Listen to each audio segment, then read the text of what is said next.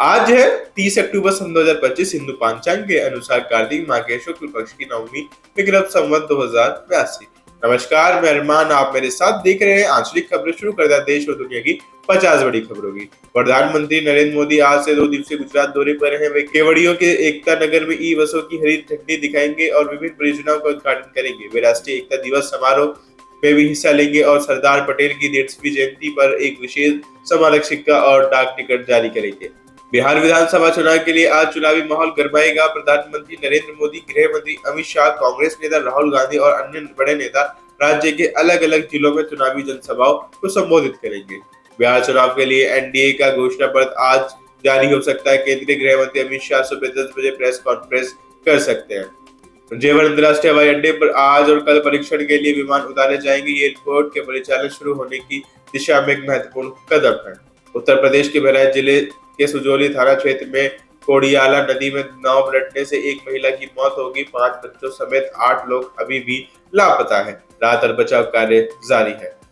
दिल्ली में एनडीएमसी ने प्रदूषण पर नियंत्रण के लिए पार्किंग शुल्क दोगुना करने का निर्णय लिया है। ये केवल प्रदूषण पर लगाम लगाने की पहल के रूप में देखी जा रही है।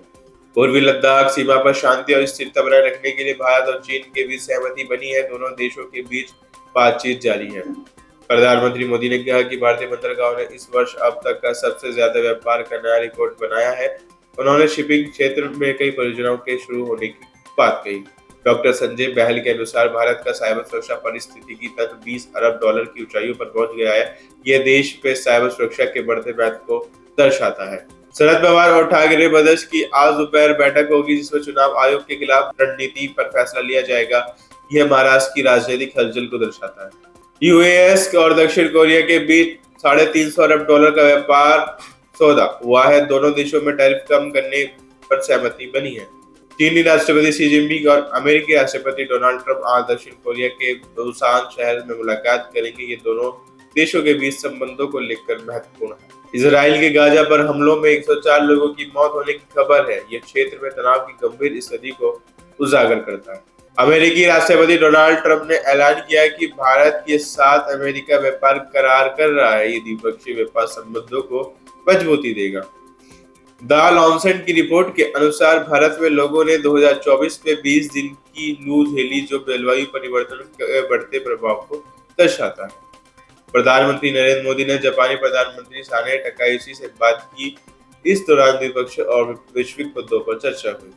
प्रधानमंत्री नरेंद्र मोदी ने कहा कि वैश्विक तनाव के बीच भारत रणनीतिक स्वायत्तता, शांति और समावेशी विकास का प्रतीक है। संयुक्त राष्ट्र यूएन की एक नई रिपोर्ट में चेतावनी दी गई कि ग्लोबल वार्मिंग को 1.5 डिग्री सेल्सियस तक सीमित करने का लक्ष्य खतरे में। भारत और यूरोपीय संघ के बीच मुक्त व्यापार समझौता जल्द पूरा होने वाला है। विदेश मंत्री एस जयशंकर ने कहा कि इससे वैश्विक अर्थव्यवस्था स्थिर होगी और लोकतांत्रिक ताकतें मजबूत होंगी। देश भर के 71 हवाई अड्डों पर सीआईएसएफ की विशेष विमान सुरक्षा उपस्थिति का एक महत्वपूर्ण विस्तार किया जा रहा है। COP30 जलवायु परिवर्तन पर वैश्विक सम्मेलन में जीवाश्म ईंधन के उपयोग को चरणबद्ध तरीके से समाप्त करने पर सहमति नहीं बन पाई है। म्यांमार में सेना और जातीय सशस्त्र समूहों के बीच संघर्ष तेज हो गया है, जिससे हजारों लोग विस्थापित हुए। एक निजी कंपनी ने घोषणा की है कि अंतर्राष्ट्रीय पर्यटन के लिए उनकी अगली उड़ानें अगले महीने से शुरू होगी, जो अंतरिक्ष यात्रा को बढ़ावा दे रही है। G20 देशों ने वैश्विक ऋण संकट से निपटने और विकासशील देशों को समर्थन देने के लिए सहयोग बढ़ाने का संकल्प लिया है। चुनावों से जनता के लिए खोली तिजोरी। सीपीआईएम के नेतृत्व वाली सरकार ने महिला सुरक्षा परियोजना के तहत कमजोर वर्ग की महिलाओं को 1000 मासिक सहायता देने की घोषणा की। कल्याणकारी पेंशन में वृद्धि की गई है और प्रकृति रबर पर समर्थन मूल्य 180 रुपए से बढ़ाकर 200 रुपए किया गया है। आशा कार्यकर्ताओं के मानदेय में 1000 रुपए प्रति माह की वृद्धि की गई है। केरल के श्री पद्मनाभ स्वामी मंदिर के पारंपरिक अल्पी अराटू जुलूस के कारण आज 30 अक्टूबर शाम 4:45 से रात 9 बजे तक उड़ानें बंद रहेगी। जुलूस को पवित्र स्नान के लिए रनवे से गुजरना होता है, जो सदियों पुरानी परंपरा है।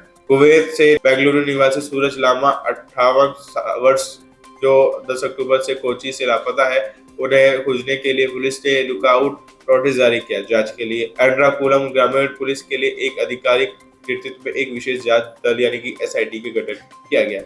उत्तराखंड के हल्द्वानी के राजेंद्र नगर में ऊर्जा निगम द्वारा जबरन स्मार्ट मीटर लगाने के खिलाफ लोगों ने विरोध प्रदर्शन किया। विरोध करने वाले लोगों ने स्थापना टीम को वापस लौटा दिया। एक पार्षद ने इस कदम को सरकारी धन की बर्बादी बताया। मौसम विभाग एमडी के अनुसार उत्तराखंड में मौसम शुष्क बना रहेगा, लेकिन पर्वतीय इलाकों में बादल छाए रहेंगे। पहाड़ों में कुछ स्थानों पर हल्की बारिश होने की संभावना है, जिससे ठंड बढ़ेगी। मैदानी इलाकों में चटक धूप खिलेगी। हिमाचल प्रदेश में नर्सरी टीचर ट्रेनिंग के 6,297 पदों पर भर्ती की प्रक्रिया रुक गई है। इसका मुख्य कारण यह है कि 10,000 आवेदकों में से केवल 14 उम्मीदवार ही पात्र पाए गए हैं। हंडवाड़ा के टूटीगुंड में गांव में क्रिकेट खेल रहे 4 बच्चे एक रहस्यमय विस्फोट से घायल हो गए हैं। उन्हें अस्पताल में भर्ती कराया गया। प्रारंभिक जांच में घटनास्थल में स्टंट शेल के अवशेष मिले हैं, जिसका उपयोग आमतौर पर सुरक्षा बल करता है। सीएम के इस्तीफे की मांग। नेशनल लॉ यूनिवर्सिटी स्थापित करने के प्रस्ताव को सर्वसम्मति से समर्थन मिला, लेकिन इसकी जगह को लेकर पार्टियों में तीखी बहस हुई। एनसी ने श्रीनगर का समर्थन किया, जबकि बीजेपी ने स्थान तय करने का अधिकार केंद्र पर छोड़ने की मांग की। इस्लामिक सहयोग संगठन ओआईसी ने एक बयान जारी कर जम्मू और कश्मीर के लोगों के आत्मनिर्णय के अधिकार के लिए पूर्ण एकजुटता दोहराई है। संगठन ने भारत से जम्मू कश्मीर के लोगों के मौलिक मानवाधिकारों का सम्मान करने का आग्रह किया है। मुख्यमंत्री उमर अब्दुल्ला ने नेशनल लॉ यूनिवर्सिटी के लिए अगले वित्तीय वर्ष से श्रीनगर एयरपोर्ट के पास ओमपोरा में अस्थायी सुविधाओं में कक्षाएं शुरू करने की घोषणा की है। ये घोषणा विधानसभा में कानून विश्वविद्यालय के प्रस्ताव के सर्वसम्मत समर्थन के बाद की गई। कई दिनों तक बंद रहने के बाद श्रीनगर और जम्मू को जोड़ने वाले नेशनल हाईवे पर यातायात बहाल कर दिया गया है। भूस्खलन और मरम्मत कार्य के कारण हाईवे बंद था, जिसके अवगमन में बाधा आ रही थी। तमिलनाडु के वेल्लोर के गोपाला समूथिराम गांव में लगातार हो रही बारिश से 100 से अधिक परिवार बाढ़ से घिरे हुए हैं। किसानों को भारी फसल क्षति हुई है और ये तत्काल सरकारी सहायता की मांग कर रहे हैं। उपराष्ट्रपति सीपी राधाकृष्णन ने कल मदुरै में प्रसिद्ध मीनाक्षी अम्मन मंदिर में दर्शन किए। उन्होंने राज्य के मुख्यमंत्री एम.के. स्टालिन और सांसद कनिमोझी से भी मुलाकात की। चेन्नई पुलिस ने एक महिला यात्री के साथ कथित तौर पर दुष्कर्म करने के आरोप में एक बाइक टैक्सी चालक को गिरफ्तार किया है। पुलिस ने तुरंत कार्रवाई करते हुए आरोपी को हिरासत में लिया। इस घटना ने सार्वजनिक परिवहन में महिलाओं की सुरक्षा पर चिंता जताई है। प्रवर्तन निदेशालय ईडी ने कैश फॉर जॉब्स घोटाले से जुड़े 625 करोड़ के भ्रष्टाचार नेटवर्क का खुलासा किया। ये घोटाला तमिलनाडु में नौकरियों के बदले पैसे लेने से संबंधित है। राज्यव्यापी दौरे की योजना। तमिलनाडु के करूर में भगदड़ की घटना के बाद टी वेगी पार्टी ने अपनी पहली बड़ी बैठक आयोजित की है। पार्टी ने राज्यव्यापी दौरे और संगठन में फेरबदल की योजना बनाई है। बैठक में आगामी चुनावी रणनीति पर भी चर्चा हुई। चक्रवात मोंथा के प्रभाव से लगातार भारी बारिश के कारण राज्य सरकार ने सभी शैक्षणिक संस्थानों में छुट्टियां 31 अक्टूबर 2025 तक बढ़ रही है। ये फैसला छात्रों और कर्मचारियों की सुरक्षा सुनिश्चित करने के लिए एहतियाती तौर पर लिया गया है। गंभीर चक्रवाती तूफान मोंथा में कमजोर हो गया है। हालांकि आंध्र प्रदेश के श्रीकाकुलम, विजयनगरम और विशाखापट्टनम जैसे अभी भी बहुत भारी बारिश की भविष्यवाणी है। मौसम विभाग ने आज के लिए सभी जिलों में रेड और ऑरेंज अलर्ट हटाकर येलो अलर्ट जारी किया। सरकार ने खाद्य और नकद राहत की घोषणा की। चक्रवात मोंथा के गुजर जाने के बाद विशाखापट्टनम और अन्य प्रभावित क्षेत्रों में आवश्यक बहाली और मरम्मत कार्य शुरू हो गए हैं। राज्य सरकार ने विस्थापित के लिए खाद्य सामग्री और नकद राहत की घोषणा की है। आंध्र प्रदेश के कृष्ण जिले से चक्रवात मोंथा के कारण धान की खड़ी फसलें व्यापक रूप से तबाह हो गई। किसान अपनी आजीविका के नुकसान को लेकर गंभीर चिंता व्यक्त कर रहे हैं। उन्होंने राज्य सरकार से तत्काल मुआवजे की मांग की। भारत अफगानिस्तान बगराम एयरबेस। तजाकिस्तान में भारत के एयरबेस बंद होने के बाद सोशल मीडिया पर चल रहा है कि अफगानिस्तान ने बड़ा कदम उठाते हुए बगराम एयरबेस भारत को सौंप दिया है। फिलहाल इस बुलेटिन में इतना। इसी तरह की खबर देखने के लिए हमारे साथ जुड़े रहे और देखते रहे आंचलिक खबरें, अपनी खबर आप तक। नमस्कार।